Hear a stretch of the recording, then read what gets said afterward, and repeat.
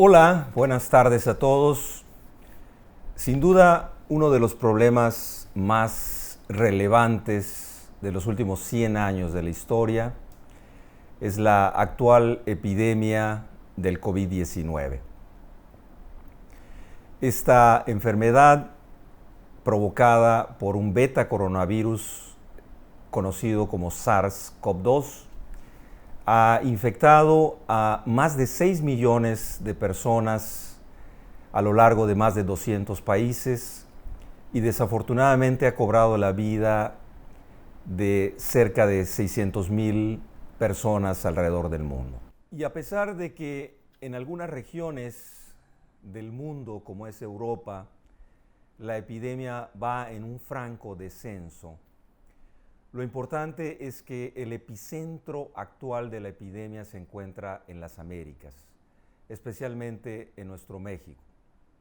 Las estadísticas oficiales más recientes muestran una tendencia a la desaceleración de la epidemia, pero lo cierto es que en algunas regiones del país, como lo es la península de Yucatán, específicamente Yucatán, nuestra Mérida, se encuentran en la fase más crítica de la epidemia y en este momento hay una franca aceleración en la dispersión de la enfermedad.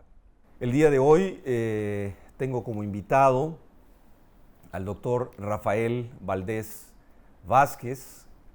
Él es originario de Coahuila, médico internista, infectólogo, maestro en ciencias por la UNAM y egresado de los Institutos Nacionales de Salud, específicamente del Instituto Nacional Salvador Subirán. El doctor Rafael Valdés es un extraordinario científico, investigador y desde mi muy particular punto de vista es uno de los mejores infectólogos clínicos del país.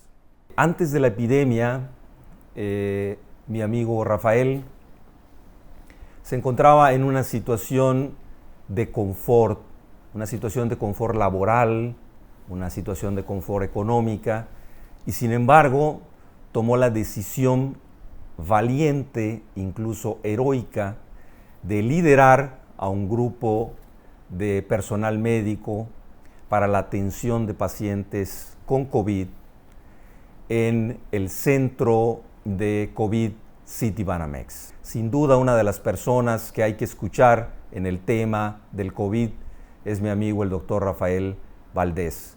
Rafa, bienvenido a Mérida. Gracias, Abraham, y de todo lo que has hecho gentilmente en la presentación, lo más importante es que somos amigos y que nos hemos conocido en toda esta trayectoria académica, científica y también en la amistad, y eso me honra el que me hayas invitado a este foro y compartir un poco de lo que hemos vivido hasta ahora alrededor de esta pandemia, y creo que es muy reconocible lo que estás haciendo con la finalidad de poder difundir el conocimiento alrededor de esto, que sin duda es lo que nos ayuda a poder ayudar a más enfermos y que ellos puedan recobrar la salud, sobre todo cuando tienen formas graves o complicadas.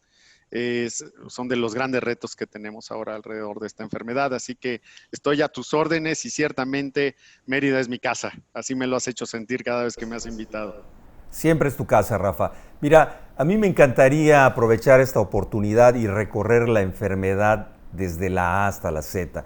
Sin embargo, entiendo las limitaciones del tiempo, sé que eres una persona altamente ocupada y me gustaría enfocarme a algunos aspectos muy particulares de la enfermedad y que creo que en este momento son de especial interés. Pero antes de empezar con preguntas puntuales, Rafa, me gustaría conocer cuál es tu percepción global del problema de la pandemia del COVID-19. Claro, mira, yo lo expresaría de la siguiente manera: el mundo ya cambió.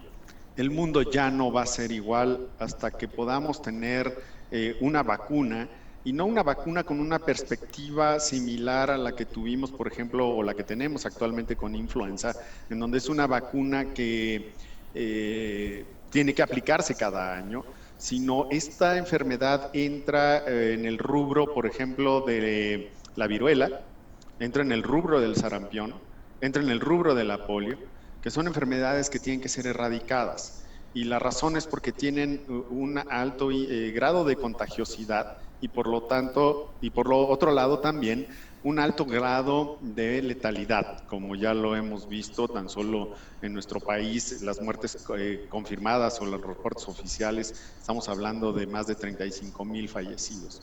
Entonces, mientras no tengamos una forma eficiente de poder generar una inmunidad global, tenemos que vivir en el riesgo de poder en cualquier momento contraer la enfermedad.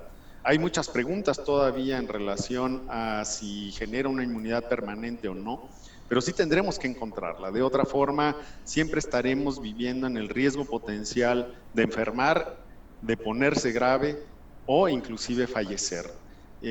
Por lo tanto, el mundo ya cambió y aquí sí, a mí me gusta más hablar de regresar a la nueva normalidad, no. A mí me gusta más hablar de enfrentar una nueva complejidad en la cual nosotros tenemos que tomar medidas en las cuales tendríamos que nosotros pensar siempre en que podemos enfermar a alguien, nosotros contagiar a alguien, formar parte de una cadena de contagios y ponerlo en riesgo de fallecer, o, por otro lado, colocarte en una posición de ser contagiado y, por lo tanto, también ponerte en riesgo tu salud.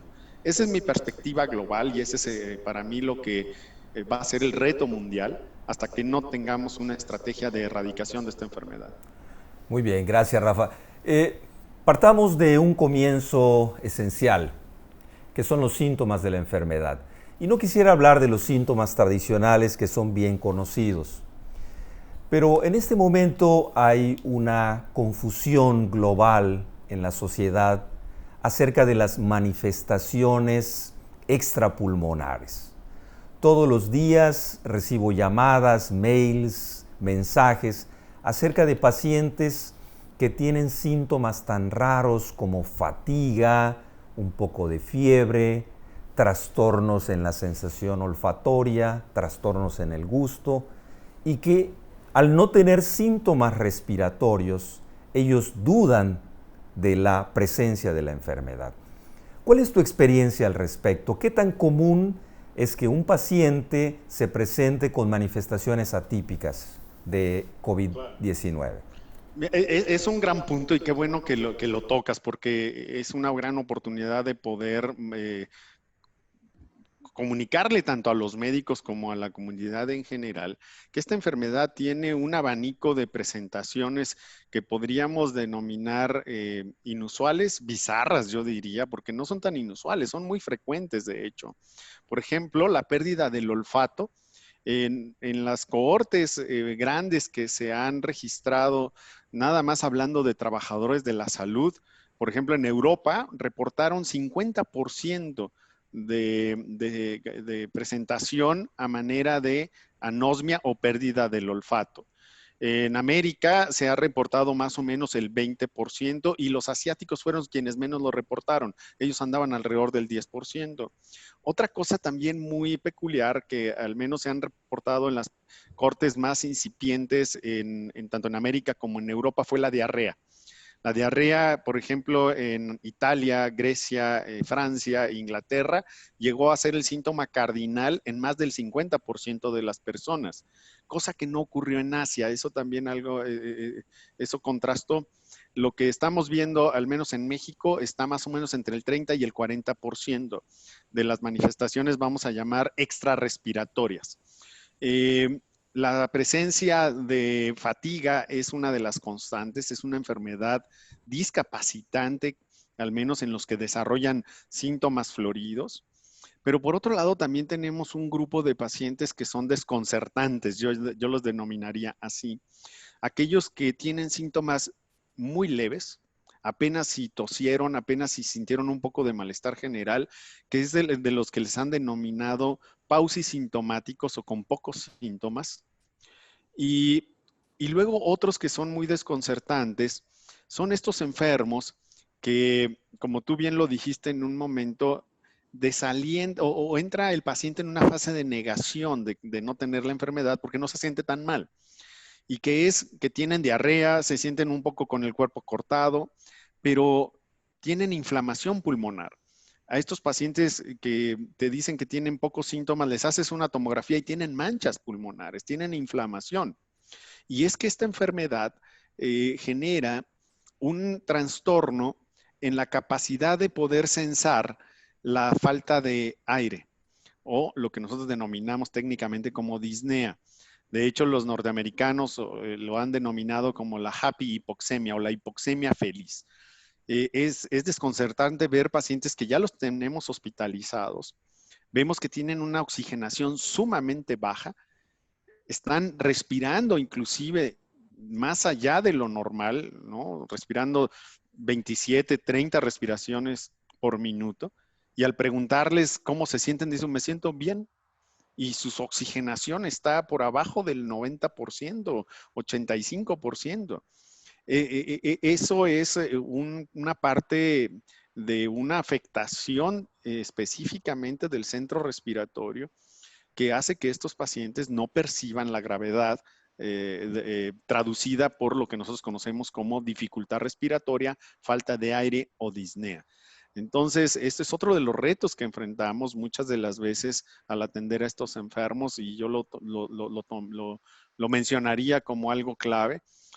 Por lo tanto, todo paciente que tenga la enfermedad tiene que tener un monitoreo lo más preciso posible de sus niveles de oxigenación y para eso la oximetría de pulso en casa podría ser cuestión vital.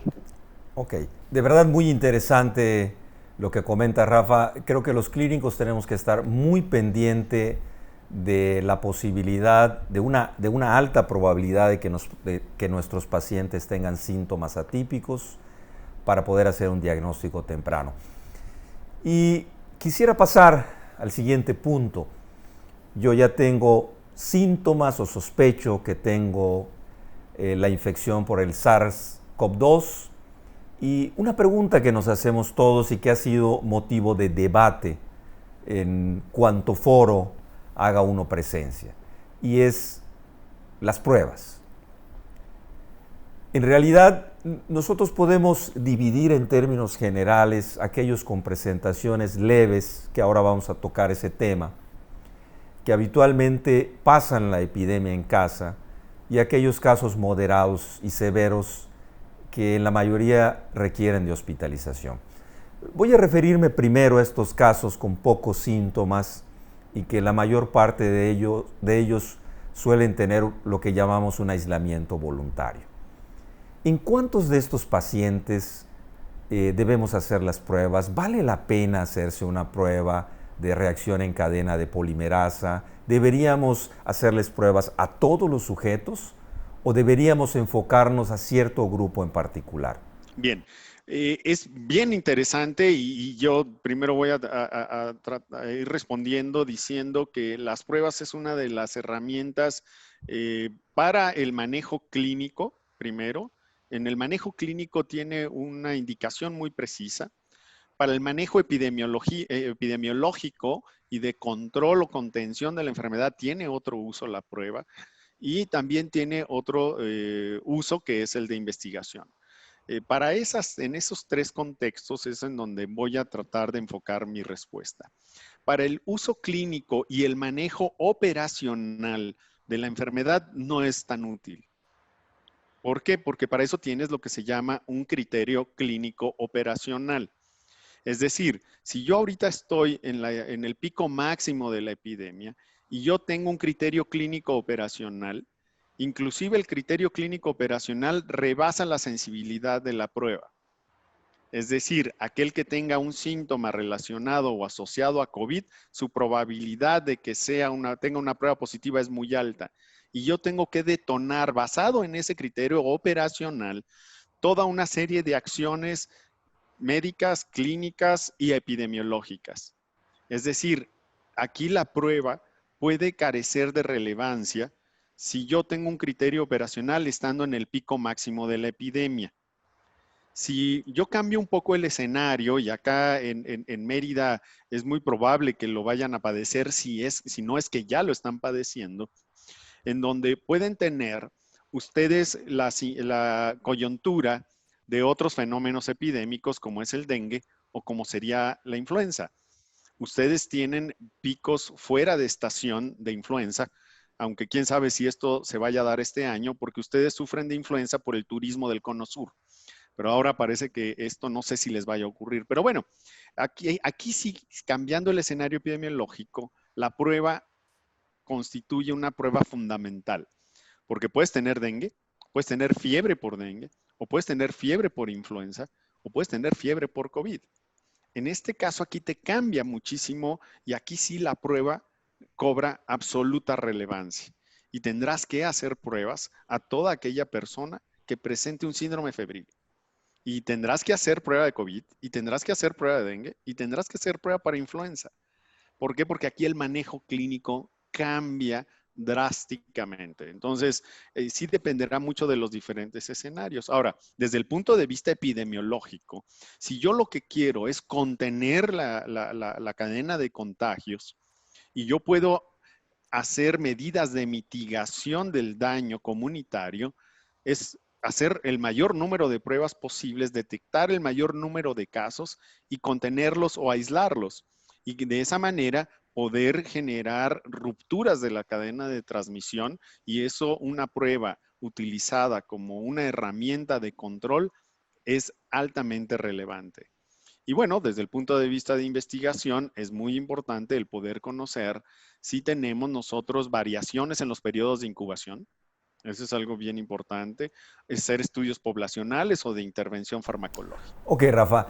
Seguimos sobre el tema de los casos leves de COVID. Sobre todo me refiero a aquellos sujetos que son menores de 50 años o menores de 40 años en nuestro país, que no tienen comorbilidades y que tienen síntomas leves. ¿Estarás de acuerdo conmigo que estos sujetos deben mantenerse en casa? Absolutamente. Mantenerse en casa para evitar saturación de hospitales, para evitar dispersión de la enfermedad.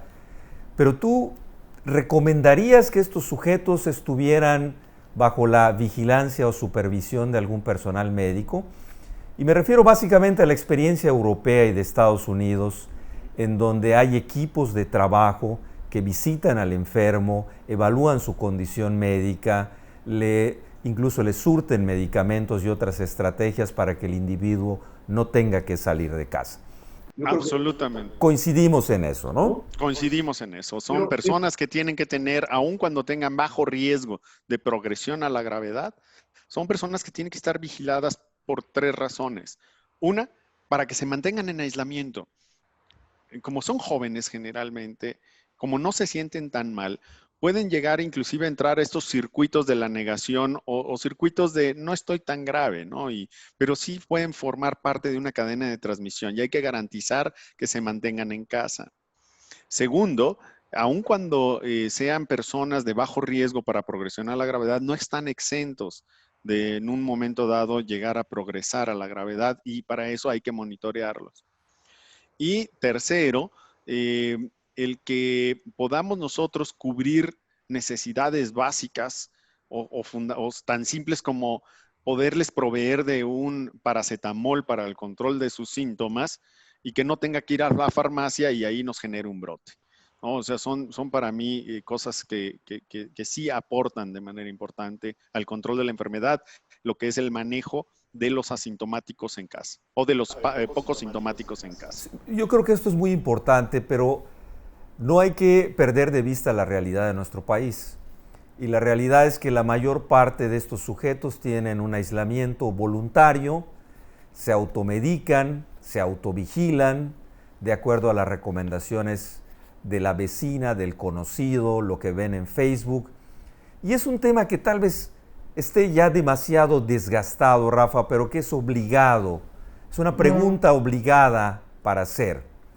Y es la eficacia de los tratamientos para COVID leve. Hablamos de cloroquina, citromicina, ivermectina, dióxido de cloro, y una cantidad de medicamentos que la gente ingiere o consume con el intento de evitar la progresión o acelerar la recuperación de la enfermedad. Y esto no solamente se reduce a la sociedad, inclusive vemos colegas, y lo digo con mucho respeto, en donde tienen un cartabón para tratar el COVID y en donde incluyen 8 o 10 medicamentos de manera simultánea. No hay duda que la evidencia es muy contundente y que ninguno de estos fármacos es eficaz para el tratamiento del COVID.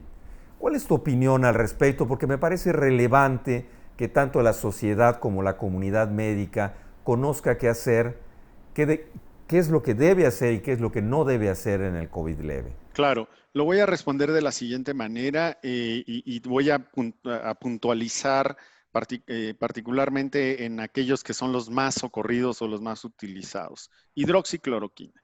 Hidroxicloroquina ha quedado demostrado fehacientemente en los estudios clínicos controlados que no aporta absolutamente ningún beneficio a la enfermedad. Cuando salen los primeros reportes de que la hidroxicloroquina podría haber tenido efectos sobre un grupo de pacientes, fue evidentemente un reporte que además después salió una aclaración que tenía errores metodológicos y sesgos muy graves que se mantuvieron a lo largo de toda la investigación y por otro lado mediáticamente pues generó una invitación a estarlo utilizando y eso creo que ha sido uno de los grandes errores globales. No voy a particular, son errores globales alrededor de ese fármaco. Mi recomendación es no utilizarlo más porque es más probable que tengan un efecto adverso relacionado a la hidroxicloroquina a que vayan a tener un efecto benéfico. En el mismo rubro está la ivermectina. La ivermectina hasta el momento no hay ningún ensayo clínico controlado o evidencia de alto nivel que sustente su recomendación. No es correcto estarla utilizando porque los ensayos en los cuales se sustenta la ivermectina no han sido ensayos clínicos, son experimentales. Hay alguno ahí cuasi experimental que redujo la carga viral de SARS-CoV-2 en un modelo experimental y solamente a una dosis equivalente que si nosotros la traspoláramos a los humanos sería letal. Entonces, no usar ivermectina. Acitromicina en combinación con hidroxicloroquina es la misma historia, no tiene ningún efecto benéfico. La acitromicina, aun cuando pudieran adjudicársele algunos efectos inmunomoduladores en SARS-CoV-2, no ha demostrado tampoco que tenga alguna actividad. Y con todo respeto a quienes utilizan o han utilizado o creen en el dióxido de cloro, no voy a debatir algo que no está sujeto a debate. Ese no es un medicamento, eso no tiene ningún efecto sobre algún mecanismo de inflamación, ni de protección, ni efecto antiviral. E inclusive hay reportes en la literatura de efectos secundarios serios asociados al dióxido de cloro. No lo recomendaría tampoco, no hay nada publicado en la literatura que sustente su uso. Lo único que sí estamos viendo con mucha frecuencia es lo que acabas de señalar, la polifarmacia, ¿no? Cantidad de medicamentos que lo único que van a propiciar es un incremento de los efectos adversos asociados a medicamentos. Voy a ponerte algo que ojalá pueda ayudar a sustentar lo que estoy diciendo. Nosotros aquí en la unidad temporal, en el Citibanamex, han ingresado al día de hoy más de 1,200 personas, con todo el abanico del espectro de la enfermedad, desde casos leves hasta casos muy graves. De todos los casos leves y moderados, han egresado alrededor de 600 personas y en ninguna de ellas hemos utilizado ninguno de esos medicamentos. A mí me parece muy importante esto que estás mencionando, Rafa, porque es una actividad casi universal. la automedicación o la prescripción de los médicos de esta polifarmacia que tú describes, que yo creo que no es trillado hablar de este tema. Me parece que a pesar que la evidencia científica es contundente en que ninguno de estos fármacos es útil, tanto la gente como los médicos siguen utilizando estos medicamentos. Quisiera avanzar un poco más, Rafa, y creo que coincidimos en que en aquellos sujetos que no tienen factores de riesgo, que son jóvenes y que tienen manifestaciones leves, ellos deben mantenerse en casa. Siempre es bueno tener el soporte, al menos a distancia, de un médico que nos pueda orientar, que nos pueda guiar, que nos pueda vigilar, pero creo que coincidimos que ellos deben estar en casa.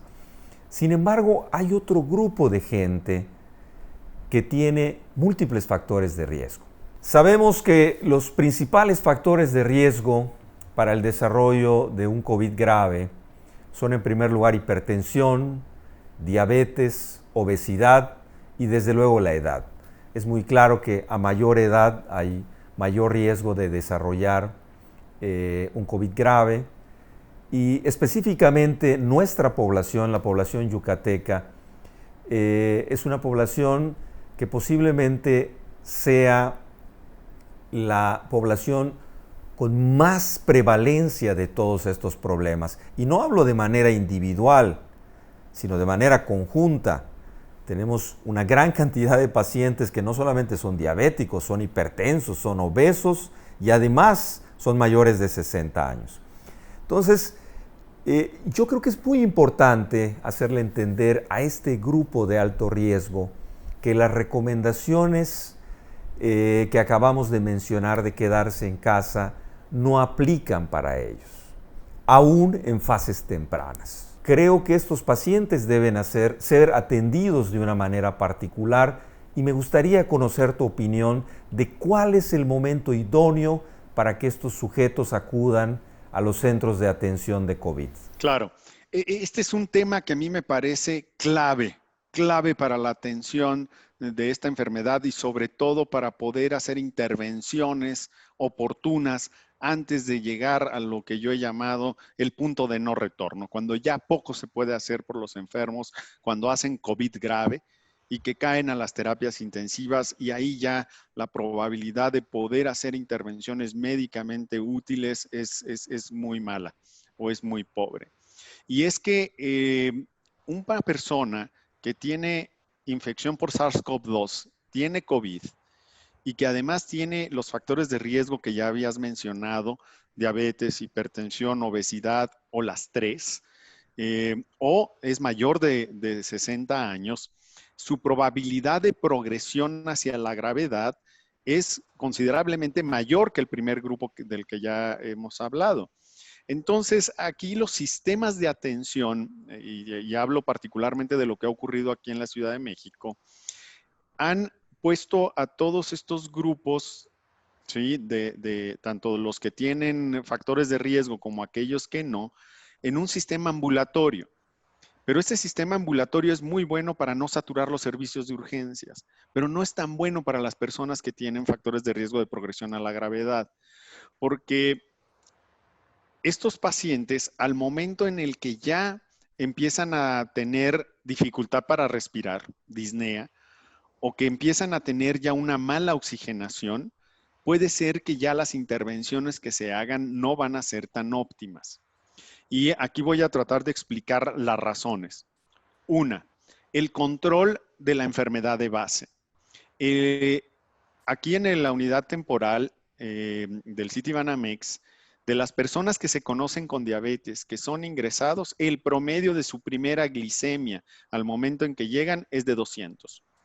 O sea, son pacientes que están en descontrol crónico, con hemoglobinas glicosiladas que están por arriba de 7, 8, y que por otro lado, el descontrol propio de la diabetes propicia una falta de control de la carga viral y por otro lado también propicia un estado proinflamatorio que pone a estos enfermos más graves. Con esto, ¿qué quiero decir? Que en la medida en la cual una persona que tiene COVID, que además tiene factores de riesgo para progresión a la gravedad, le controlemos la glucosa, le controlemos la presión arterial, que lo pongamos en reposo y que por otro lado o proporcionemos oxígeno de manera temprana antes de que ocurra el daño pulmonar, son las medidas más eficientes, más eficaces, que sí pueden modificar el curso de la enfermedad. Eso que te acabo de decir, Abraham, es mucho más valioso que tomar 5 o 10 medicamentos, que tomar hidroxicloroquina, ivermectina y todo eso.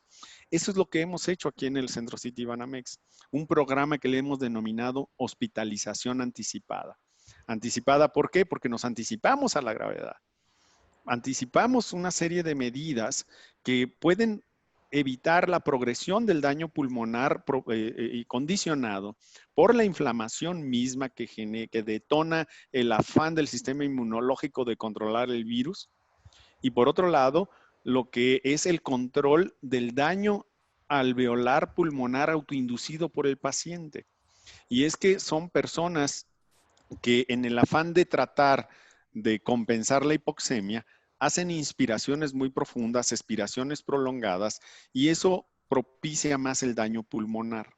Por lo tanto, necesitamos darles aporte de oxígeno para que no progresen a un daño tal que entonces ya requieran de apoyo de oxigenación avanzada o inclusive llegar a requerir terapia intensiva. Entonces, estos pacientes que tienen alto riesgo de progresión a la gravedad, si se va a hacer un manejo ambulatorio del paciente, tiene que estar monitoreado. ¿Cómo se puede monitorear un paciente? Sus glucometrías, su presión arterial, su oximetría.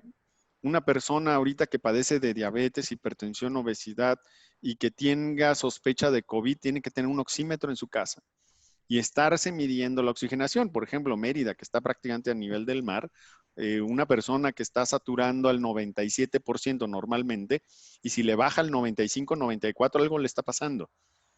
Entonces, ese es un indicador de que esta persona tiene que acudir a atención médica inmediatamente y, de ser posible, una hospitalización temprana para control de sus comorbilidades y empezar oxigenoterapia y algo que también es fundamental, la anticoagulación profiláctica. La anticoagulación profiláctica es otra de las medidas de alto impacto. ¿Por qué? Porque un efecto fisiopatogénico de esta enfermedad es que genera un estado protrombótico que genera obstrucción de vasos sanguíneos clave, sobre todo a nivel pulmonar, y que esto los puede llevar a un deterioro progresivo y muchas de las veces también con desenlaces como tromboembolia pulmonar masiva y cosas de ese tipo. Entonces, esas son las medidas que realmente impactan en este grupo de pacientes y que hemos demostrado aquí en la unidad temporal en un programa de atención que le hemos llamado, por un lado, la gestión de la hipoxemia, el colocarles el oxígeno apenas si requieran un requerimiento mínimo de 0.5 litros, y la gestión de la inflamación. Una persona que ya está requiriendo oxígeno está hablando de que está teniendo un grado de inflamación pulmonar importante, y para eso necesitamos detener de alguna manera la sobreexpresión de la respuesta inmune, y eso lo hacemos con esteroides, particularmente dexametasona, que en esto sí tenemos estudios, particularmente uno, el Recovery, que aun cuando pueda tener, como todo estudio, algunas limitaciones metodológicas, tiene un gran poder. Es un ensayo clínico controlado en donde fueron más de 2,000 pacientes que recibieron dexametasona contra 4,000 controles, lo cual demostró una reducción de la mortalidad superior al 35% en pacientes que tenían ventilación mecánica y alrededor del 18 al 20% en personas que solamente requerían de oxígeno. Eso nosotros lo hemos reproducido aquí en el Centro Citibanamex y en los resultados preliminares pues, hemos encontrado que la tasa de pacientes que progresan hacia requerir ventilación mecánica invasiva se nos redujo en tan solo 2 semanas en un 40%.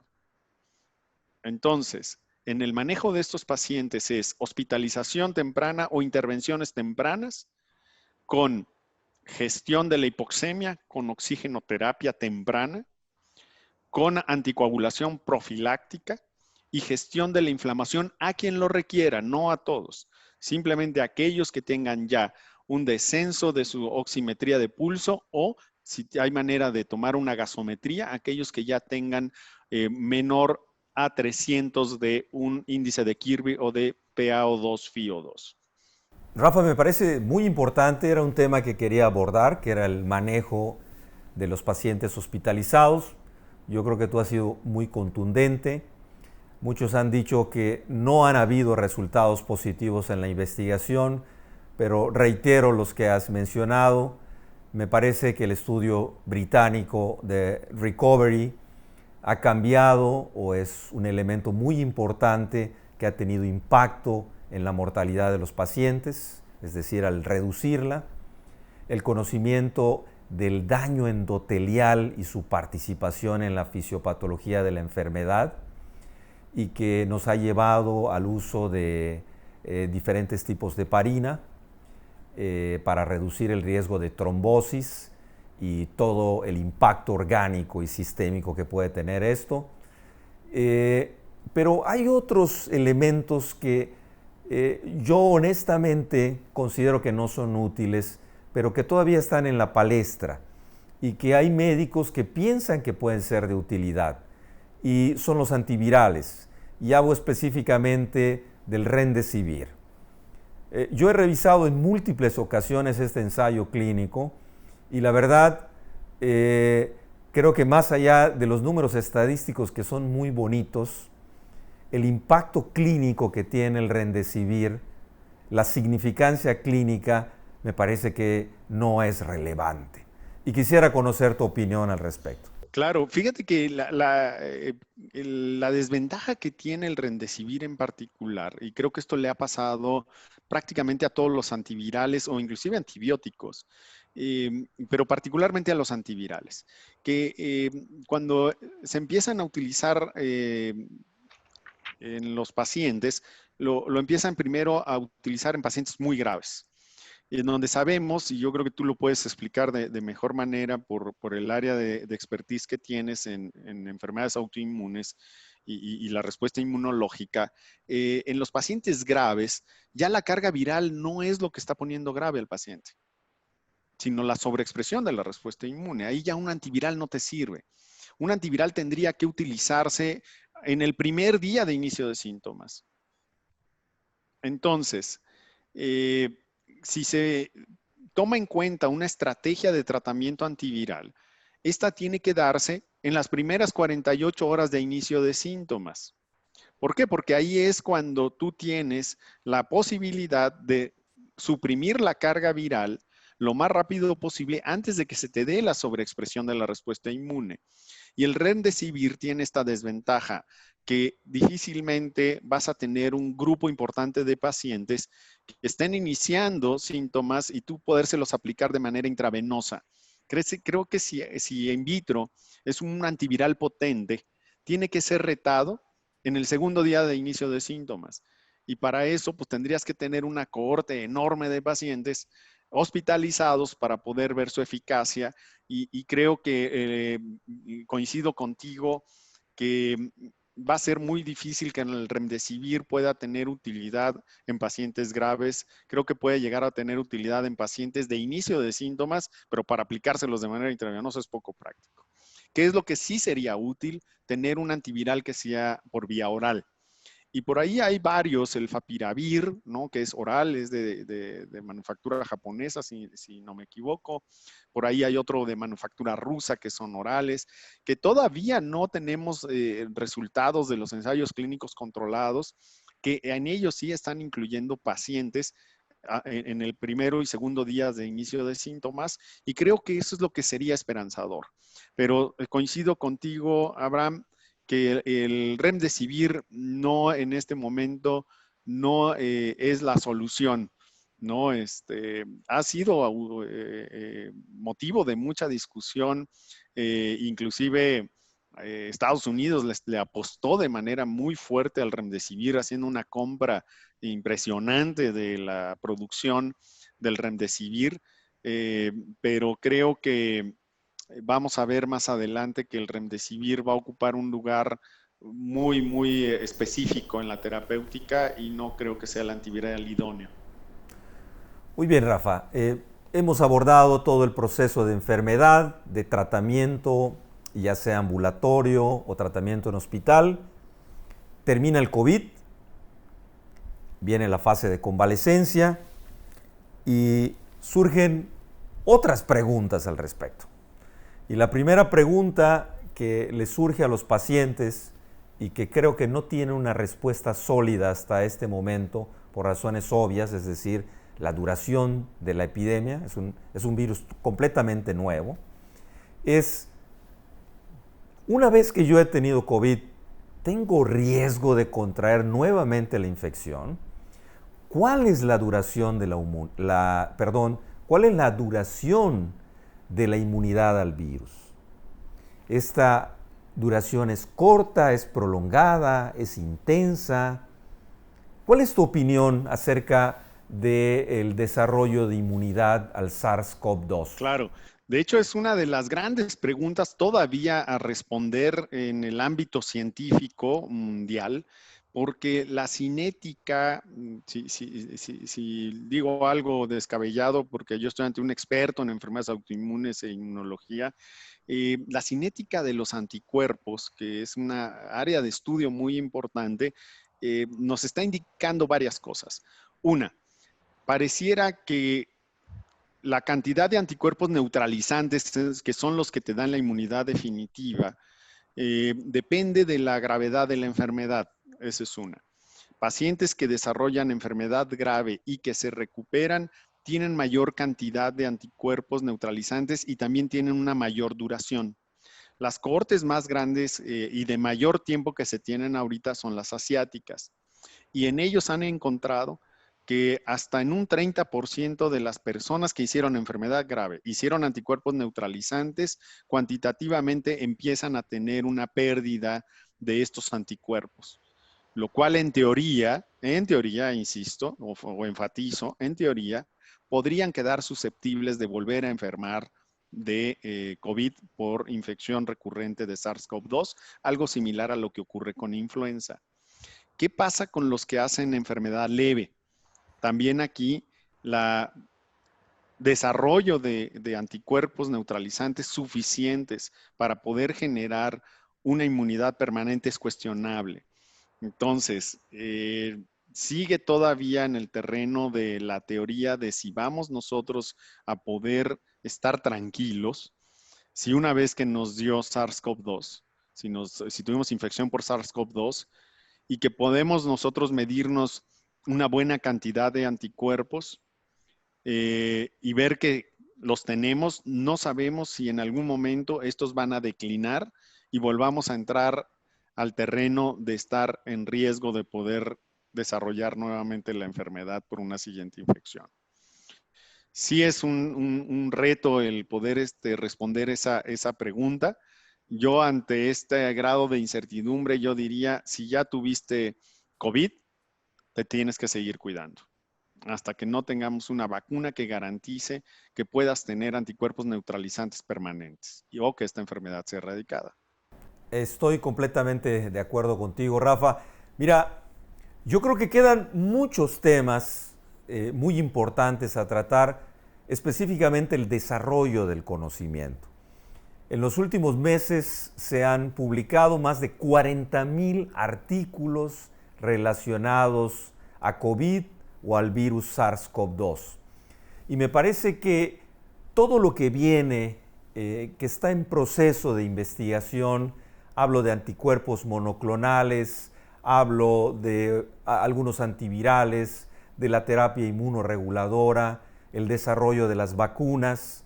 Todavía ayer la revista de New England Journal of Medicine publicó los resultados preliminares de la fase 1 de la vacuna de los Institutos Nacionales de Salud de los Estados Unidos. En fin, hay muchos temas que serían muy relevantes a abordar y yo anticipo que tú estás en disposición de tener otra conversación tan interesante para poder abordar todos estos temas no menos importantes. ¿cuáles son las recomendaciones que tú le das a la población en general para afrontar esta epidemia que desde mi perspectiva está todavía muy distante de resolverse?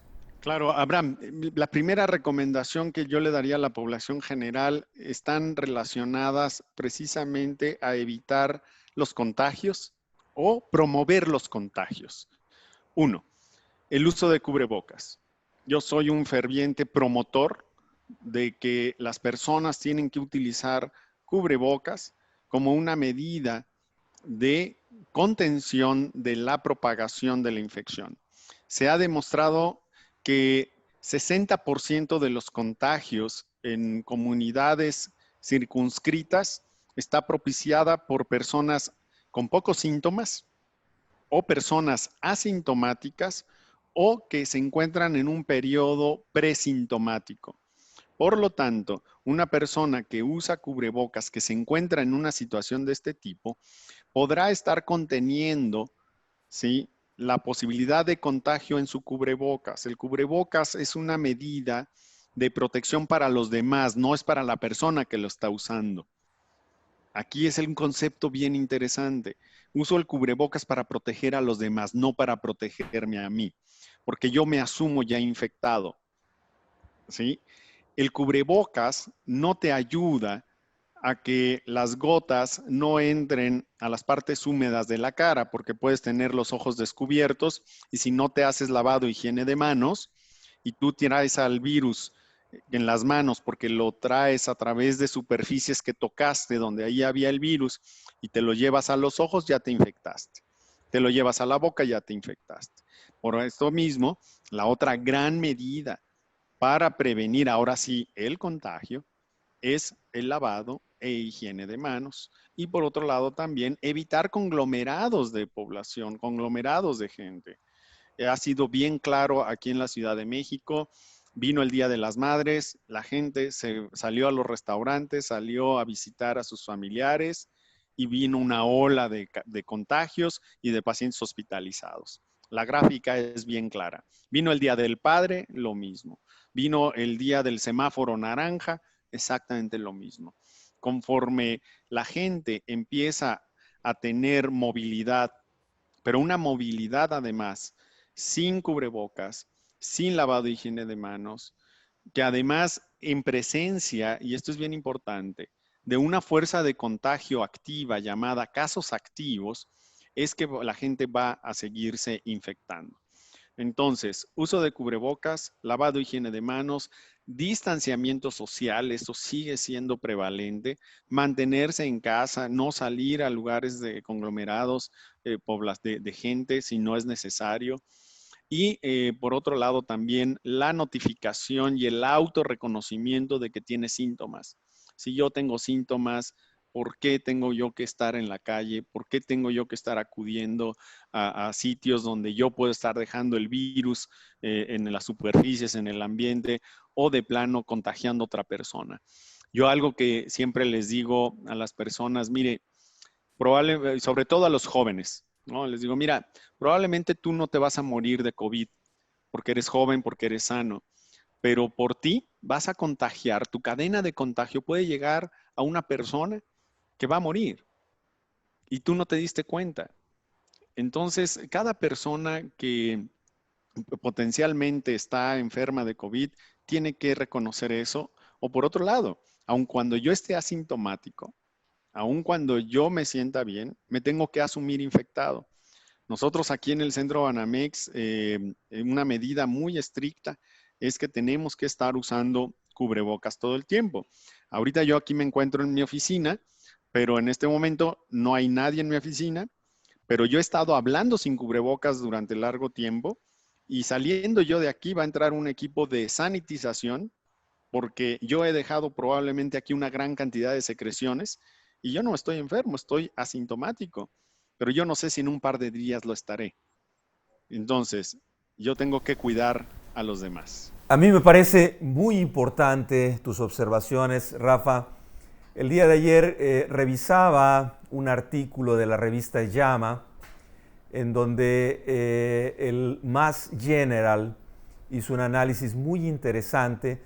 Tú conoces y el público conocerá muy bien que el Mass General tiene más de 70,000 empleados y hicieron un análisis muy interesante de cómo después de implantar medidas estrictas como son el uso de cubrebocas, hubo una reducción dramática en el nivel de contagios dentro de las instalaciones del Mass General. Y como eso, evidencias muy importantes. No hablemos de las evidencias recientes de que se pueden generar aerosoles y que en lugares cerrados y mal ventilados, aún guardando la sana distancia, podemos transmitir la enfermedad.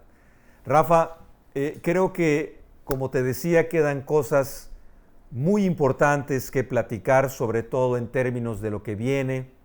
Doy por hecho que nos vamos a ver en breve para tener una nueva conversación. Quiero expresarte nuevamente, primero, mi gratitud por este tiempo que nos has dedicado y reiterarte todo mi respeto, todo mi cariño y mi admiración. Amigo, eres una persona que me inspiras y es algo que debo decir públicamente. Muchas gracias. Abraham, muchísimas gracias por la invitación a conversar contigo acerca de lo que hemos ido aprendiendo a lo largo de esta pandemia, y te reitero mi disposición para poder estar contigo y con tu audiencia y platicar de COVID y otras cosas. Rafa, un abrazo, todo mi cariño y respeto para ti. Abrazo, amigo. Cuídate mucho. A la querida península. Hasta luego. Bye, Rafa.